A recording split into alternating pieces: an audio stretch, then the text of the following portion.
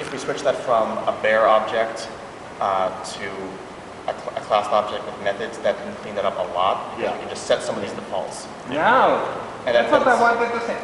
If you already know the language you want, and you probably know it, then you probably could say just, give me the node body, and it will only fetch that single node body that you are actually interested in it if it's an entity. Yeah, the Fargo's entity module does that kind of stuff. I think that making node bodies and other things that you don't want to load immediately, an entity always, does make quite a lot of sense. But then you actually have, if I have a text string, I then have two different APIs to access it depending on whether it's lazy or not. Absolutely not. This is why you want to use OOP here. Or it's not necessarily OOP even. You just need a function call. You need to abstract that decision. But you don't need to have an entity at all. But then you're saying that it's the same operation then to dereference a node reference?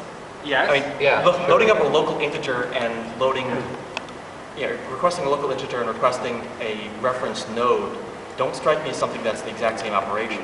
I think the whole API has to make sense to the developer that uses it. And I think for the developer it's something different to know the reference node or just to know the... I don't know, not if it's the referenced field that we're talking about. I mean, what is reference when it's a reference node is the node. And loading that versus loading, it's the data that is referenced. You know what I mean? For me as a developer standpoint, those are kind of the same things. But then when you load... When do you break that reference node? When you load that node, is that going to load the field? The fields associated with it?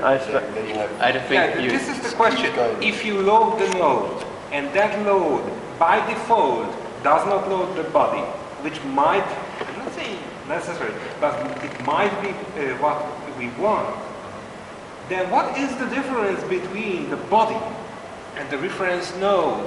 I say nothing, because you need to go separately for it. I think it gets requested separately. I, as the person requesting back, this method call, I'm going to get back a string. Whether that string is already cached or not is not something I care about. This call, I'm going to get back an entity object. That's a very different thing than a string. But it's also very much the same. It's also very much the same. It's the value of that property. Where do you break that? For me as a developer, you have the properties that the entities have.